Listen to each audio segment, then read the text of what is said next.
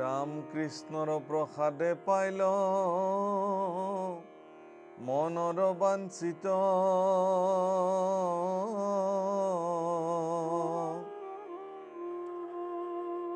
ভকতৰ দুৰ্লভ নাহিকে কদাচিত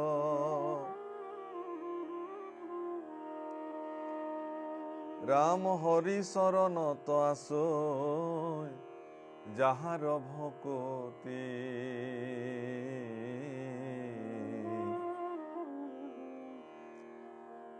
ইটো কোনো ভাগ্য তাৰ হাততে মুকুতি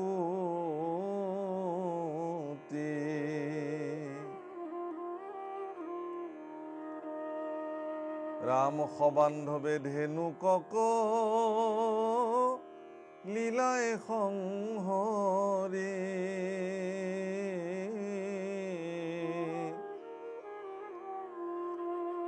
আৰ কৰিলে ছন্দ বৃন্দাবন দেবহৰি ৰাম সেহি দিন ধৰি তাত পুৰয় সবে নৰ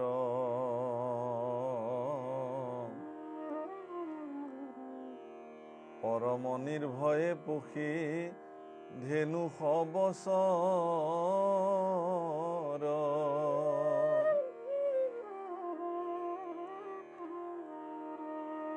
আৰ হিমতে আনন্দে গোপক ভুঞ্জাই তাল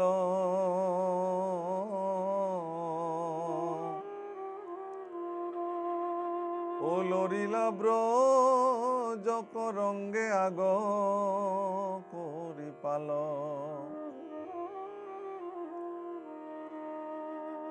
বাপসকল আইসকল ধেনুক অসুৰক সবান্ধৱে ভগৱান কৃষ্ণই বধ কৰিলে প্ৰকৃতিৰ ওপৰত অনাধিকাৰ ভাৱে নিজৰ অধিকাৰ সাব্যস্ত কৰি থাকি সমস্ত পৃথিৱীৰ মনুষ্যসকলক জীৱসকলক পশু পক্ষী সকলোকে মৰ্ত্যৰ অমৃত তালৰ ৰস পান কৰিবলৈ বঞ্চিত কৰি ৰাখিছিলে আৰু আজি এই কাৰ্য ভগৱানে সমাধান কৰিলে আৰু গোপসকলেও প্ৰাণ ভৰি তেওঁলোকৰ ইচ্ছা অনুযায়ী তালৰ ৰস ভোজন কৰিলে ইয়াত সেইকাৰণে কৈছে যে ভকতৰ কাৰণে দুৰ্লভ একো নাই কৃষ্ণৰ প্ৰসাদ মনৰ বাঞ্ছিত অনুযায়ী ভক্তসকলে প্ৰাপ্ত হয় আমি কেতিয়াও জীৱনত কিবা প্ৰাপ্তিৰ কাৰণে হাবাথুৰি খাবলগীয়া একো নাই ভগৱান কৃষ্ণৰ কৃপা হ'লে ভক্তসকলে তেওঁলোকৰ মনৰ সমস্ত বাঞ্ছা ভগৱানে তেওঁলোকক পূৰণ কৰিব কেৱল মাত্ৰ ঈশ্বৰৰ প্ৰতি দৃঢ় বিশ্বাসটো থাকিব লাগিব কেতিয়াবা বিচৰাটো যদি পোৱাও নাই তাৰ পৰা অকল্যাণ একো নহয় বুলি ভাবিব পাৰিব লাগিব যে হয়তো ভালৰ কাৰণে ভগৱানে মোক এইটো প্ৰাপ্তি কৰোৱা নাই তো এই কথা জানি সমস্ত ভক্তসকলে ভগৱন্ত পুৰুষৰ এই লীলাসমূহৰ জৰিয়তে মনত সন্তুষ্টি লভিব লাগে যে যি প্ৰাপ্তি হৈছে সেয়া ঈশ্বৰৰ কৃপাত আৰু যি হ'বলগীয়া আছে সেয়াও ঈশ্বৰৰ কৃপাত যি হোৱা নাই আৰু নহয়ও সেয়াও ঈশ্বৰৰ কৃপা তো এই ধৰণে প্ৰকৃতিৰ ওপৰত দখল দি থকা অসুৰৰূপী ধনুকক ভগৱন্ত পুৰুষে নিধন কৰিলে সবান্ধৱে আৰু এতিয়াৰ পৰা সেই স্থানত সমস্ত জীৱ জন্তু মনুষ্য সকলোৱে যাব পৰা হ'ল সকলোৱে আনন্দৰে চৰি ফুৰিব পৰা হ'ল এয়া ঈশ্বৰৰ কৃপা আৰু ইয়াৰ পিছতে তেওঁলোকে সকলো গোপসকলক লৈ আগে আগে গোধেনুৰ পাল চৰাই তেওঁলোকে পুনৰ ব্ৰজধামলৈ উভতি আহিছে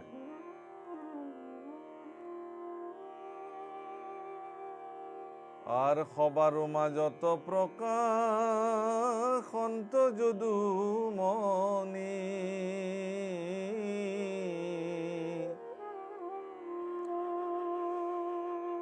ও গোপবেশে মোহন বংশীক কৰি ধনী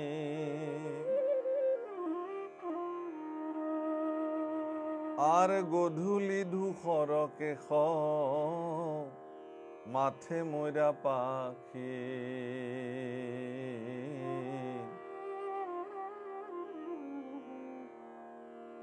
ইশত হসিত শান্ত কটাক্ষে নিৰে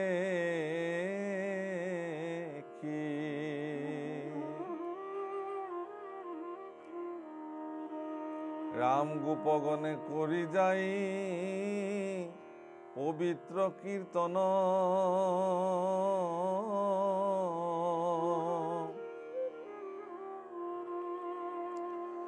ও উত্ৰাবল হৃদয়ে বজাইলা গোপীগণ।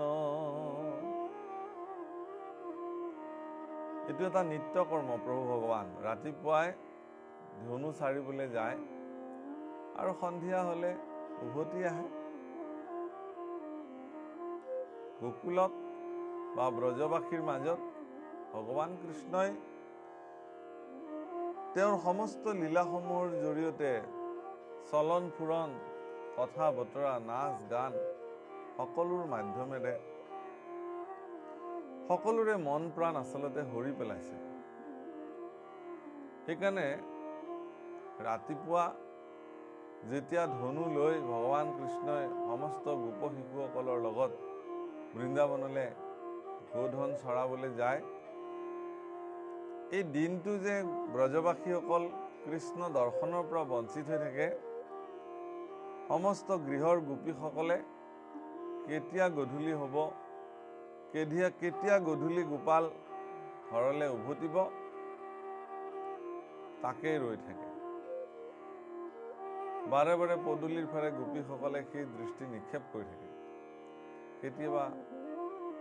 কেতিয়ালৈ কানাই আহে গৰু লৈ, আৰু আজিও সেই একেই দৃশ্য সমস্ত গোপ শিশুৰ মাজত যদুমণি কৃষ্ণ বংশী বাদন কৰি সকলোৰে মন চিত্ত হৰণ কৰিব পৰাকে ধনু চৰাই উভতি আহি গোকুলৰ যেন ব্ৰজবাসীৰ মাজত আহি প্ৰৱেশ কৰিছে।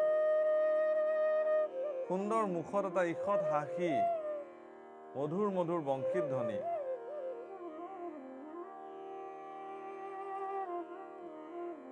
দূৰৰ পৰাই শুনিছে সেই মধুৰ বংশীৰ তান। ভগৱান কৃষ্ণই পৃথিৱীত ইমান বাদ্যযন্ত্ৰ আছে, তাৰ ভিতৰত ভগৱান কৃষ্ণই আটাইতকৈ শ্ৰেষ্ঠ বাদ্য হিচাপে বাছি ল'লে বাঁহীটো।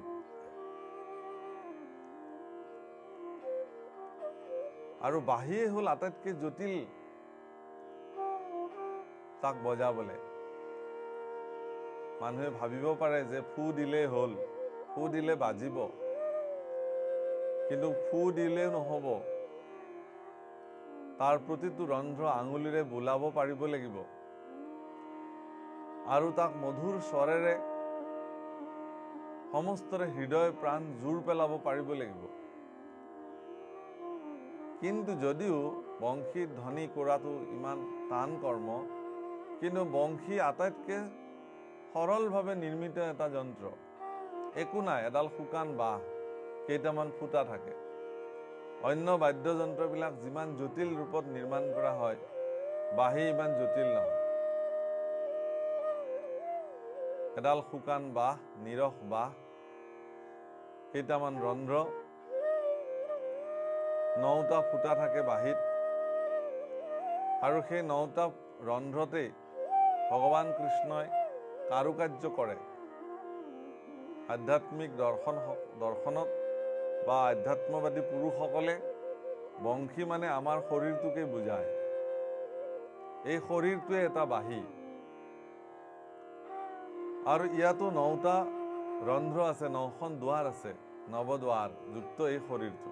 বাঁহীটোত যেনেকৈ 9টা দুৱাৰ থাকে, 9টা ৰন্ধ্ৰ থাকে, শৰীৰটোতো তেনেকৈ 9খন দুৱাৰ আছে। আৰু এই শৰীৰৰূপী বাঁহীটো ভগৱান কৃষ্ণই যেতিয়ালৈকে ফু দি থাকে তেতিয়ালৈকে আমিও বাজি থাকোঁ, আৰু যিদিনাখনে ফু দিবলৈ বাদ দিয়ে, বজাবলৈ বাদ দিয়ে, সেইদিনাখনে এই শৰীৰৰূপী বাঁহীটোৰ একো কাম নোহোৱা হৈ যায়, জুইত পুৰি পেলায়, পঞ্চভূতত তাক বিলীন কৰি দিয়ে। সেইকাৰণে ভগৱান কৃষ্ণই ভক্তসকলক আনন্দিত কৰিবৰ কাৰণে তেওঁৰ হাতত তুলি লৈছিল এই তাত্ত্বিক যন্ত্ৰ।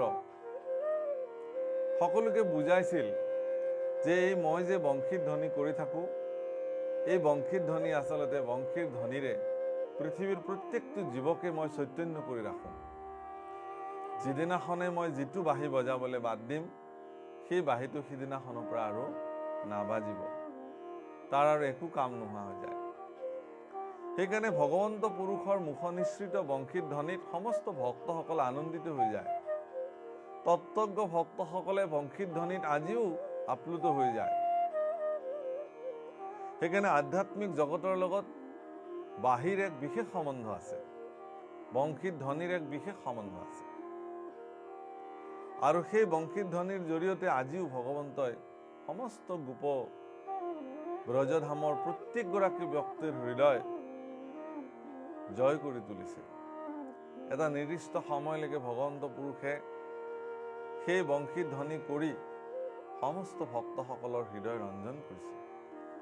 এনেকি যুগ যুগান্তৰৰ পৰা ভগৱানক স্বামী হিচাপে প্ৰাপ্তি কৰিব খোজা সেই গোপীসকল, যিসকল ত্ৰেতাৰ যুগত পৰম বেদজ্ঞ ঋষি হিচাপে তেওঁলোকে জীৱন অতিবাহিত কৰিছিল, তেওঁলোকেও ভগৱানৰ পৰা আশা কৰিছিল, হে প্ৰভু, তুমি আমাক যিদিনাখন ৰঞ্জিত কৰিবা, তুমি আমাক যিদিনাখন আনন্দিত কৰিবা, কৃপা কৰি তুমি বংশীৰ ধ্বনিৰে আমাক আমন্ত্ৰণ কৰিবা।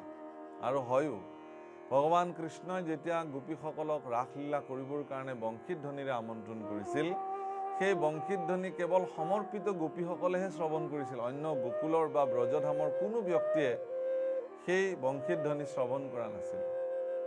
ইয়াৰ আধ্যাত্মিক তাৎপৰ্য সেয়াই যে বংশীৰ ধ্বনি হ'ল কৃষ্ণৰ আহ্বান, ভগৱন্ত পুৰুষৰ একান্ত আহ্বান ভক্তসকলৰ প্ৰতি। গতিকে আজিও আধ্যাত্মিকভাৱে পৰিপূৰ্ণ ভক্তসকলেহে ভগৱানৰ সেই বংশীৰ ধ্বনি শ্ৰৱণ কৰিব পাৰে। গতিকে আজিও ভগৱানে যেন পৰম মধুৰ মধুৰ মধুৰ মধুৰ বংশীৰ ধ্বনিৰে সমস্ত ব্ৰজবাসীক আনন্দিত কৰি কৰি ঘৰলৈ উভতি আছে। আৰু এই দৃশ্য সকলোৱে দেখিছে। আৰু বংশীৰ ধ্বনি শুনি যদুমণি কৃষ্ণক গোপসকলৰ মাজত দেখি গোপীসকলৰ হৃদয়বিলাক উত্ৰাৱল হৈ গৈছে। এবাৰ কৃষ্ণক চুই চাব পৰা হ'লে, এবাৰ কৃষ্ণক মৰম কৰিব পৰা হ'লে, নিজ হাতেৰে কৃষ্ণক অকণমান মাখন খুৱাব পৰা হ'লে, এনেকুৱা কিছুমান ধাৰণাৰে গোপীসকলৰ আনন্দত হিয়া নধৰা হৈ গৈছে।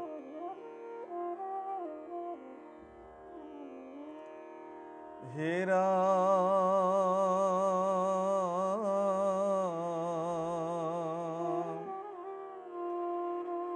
গোবিন্দৰ মুখ পদ্ম মধু দেখি জিয়,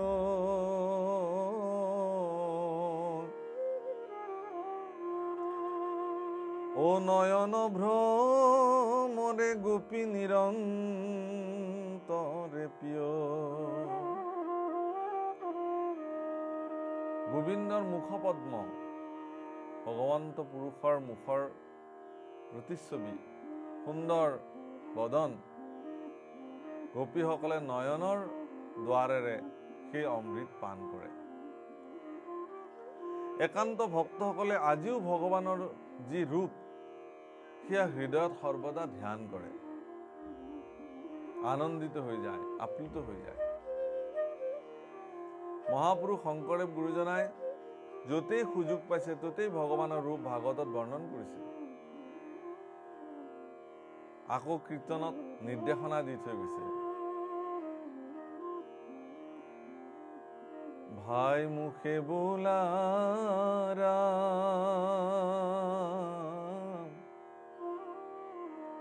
হৃদয়ে ধৰা ৰূপ,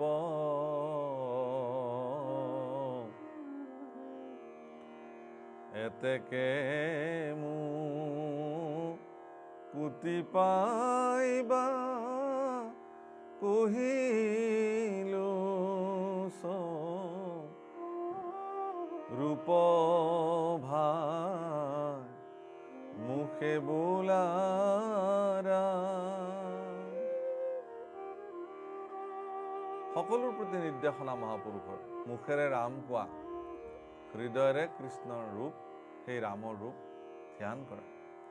গতিকে সেই ভুৱন ভুলোৱা ভগৱান কৃষ্ণৰ সেই ৰূপ গোপীসকলে নয়নৰ দ্বাৰেৰে চকুৰে এবাৰ চাইছে আৰু হৃদয়ত সেই মূৰ্তি ধ্যান কৰিছে।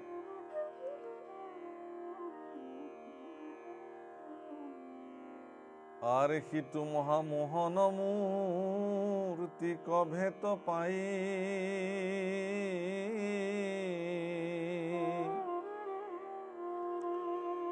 ও ধ্যান যেন করি থাকো এক দৃষ্টি চাই।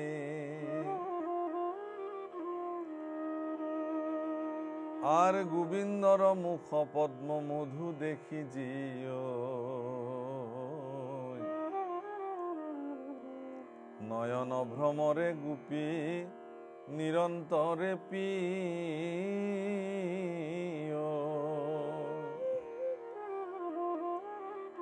কৃষ্ণৰ সেই মধুৰ মূৰ্তি চাবলৈ যেন তেওঁলোকে জীয়াই আছে।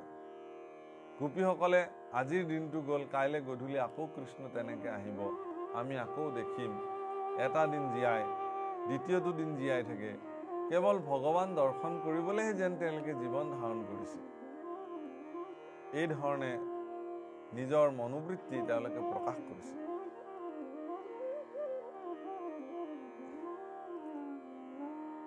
আর বিরহর এরাই তাপ জুড়াই তনু মন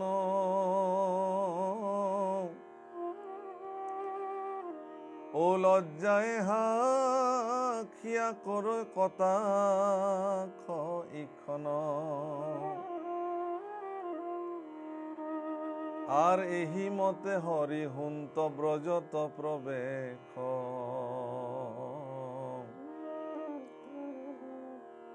রোহিণীর যশোদার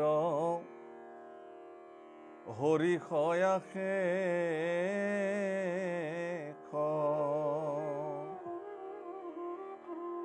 সমস্ত গোপীৰ হৃদয়ৰ তাপ জুৰাই ভগৱান কৃষ্ণ ব্ৰজত এই ধৰণে প্ৰৱেশ কৰে।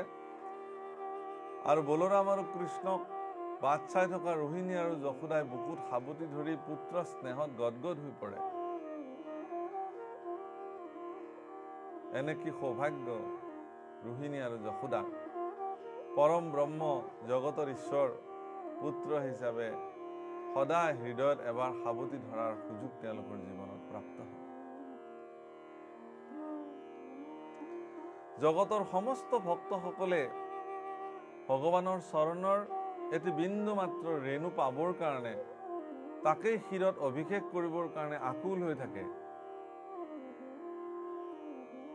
আৰু সেই জগতৰ পৰম ঈশ্বৰ হৰি স্বয়ং মনুষ্য ৰূপেৰে যশোদা ৰোহিণীৰ কোলাত বহি সাবতি ধৰি চুম্বন কৰি মনুষ্য লীলাৰে সেই ভক্ত ৰোহিণী আৰু যশোদাক আনন্দিত কৰিবৰ কাৰণে ভগৱানে যি লীলা সাধন কৰিছে, যশোদা আৰু ৰোহিণীৰ সেই সৌভাগ্য দেখিলে সমস্ত ভক্তৰে মন আশ্চৰ্যৰে ভৰি পৰে। বাহ, কি সৌভাগ্য তেওঁলোকৰ জীৱনত।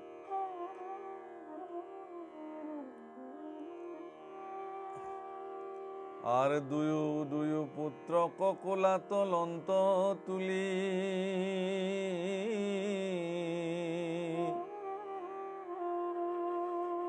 ও আঞ্চলে মলসি যত শৰীৰৰ ধূলি আৰ কুৰ কষাই ঘষি নোৱাই ধুৱাই যথোচিত বস্ত্ৰ অলংকাৰে কৰি শৰীৰ মণ্ডিত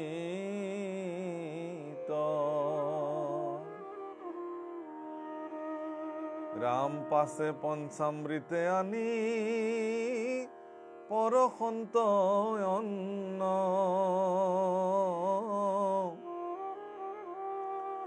ও আনন্দে ভুং জন্ত বসি ৰাম নাৰায়ণ।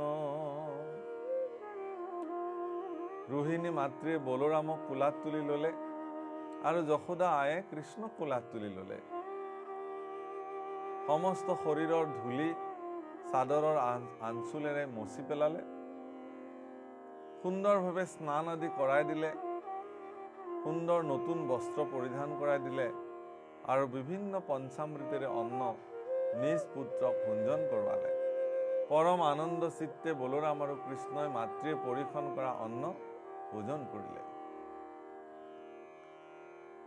আৰ কৰি মুখ শুদ্ধি পাছে কৰ্পূৰ তাম্বুলে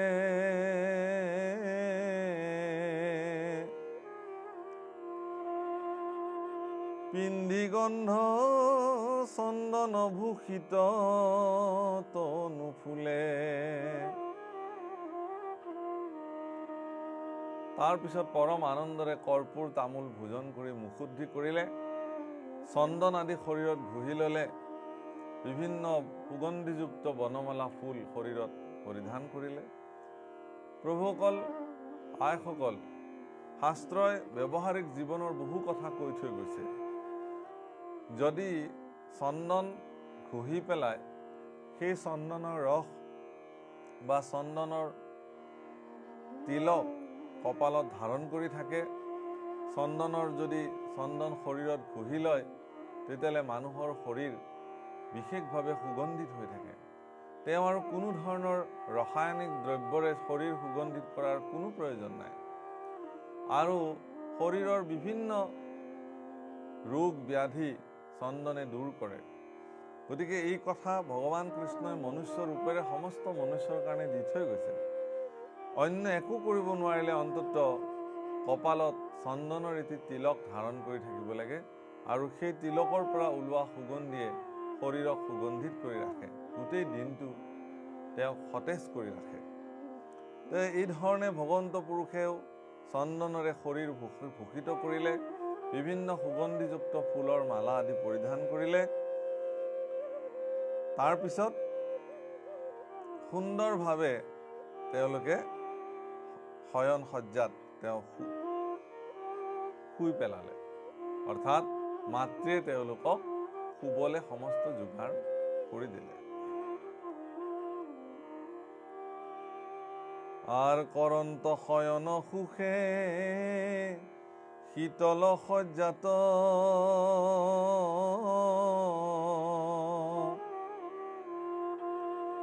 ও আনন্দতে হুয় দুইরু রজনী প্রভাত। আৰু এই ধৰণে তেওঁলোকে শুলে আৰু অত্যন্ত আনন্দৰে তেওঁলোকৰ প্ৰভাত হ'ল। শুনা সৰ্বজনইতো কৃষ্ণৰ চৰিত্ৰ ও আতপৰে আন পুণ্য নাহি কে কুলিত। ৰাম আন ধৰ্ম কৃষ্ণৰ লগতে গুচি গইল, এক স্থান হুয়া হৰি নাম মাজে ৰইল।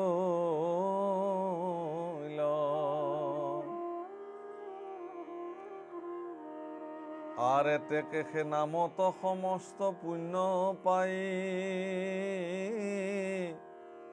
ও জানিয়া যতনে ফুরা হরি নাম গাই।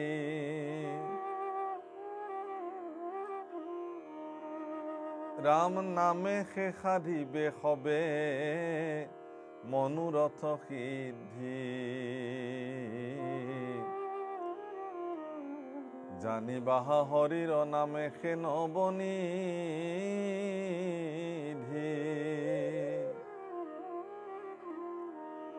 রাম নামে তপ জপ যজ্ঞ নামে যুগ ধ্যান,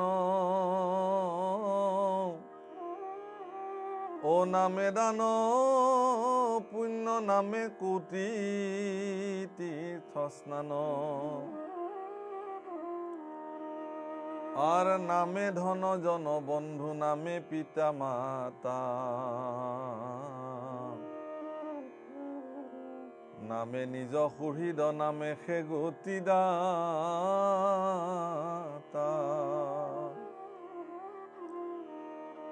ঐহ পরলোক নামে বিনে নাই নাই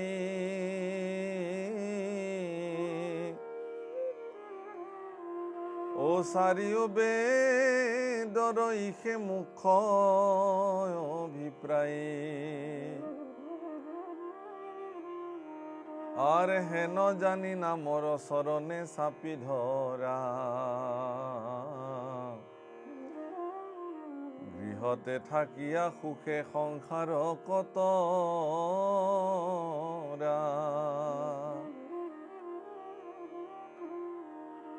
আর কৃষ্ণর নামে সে রাজা সমস্তে ধর্মর সুমরন্তে নাম সিজে ধর্ম নিৰন্তৰ।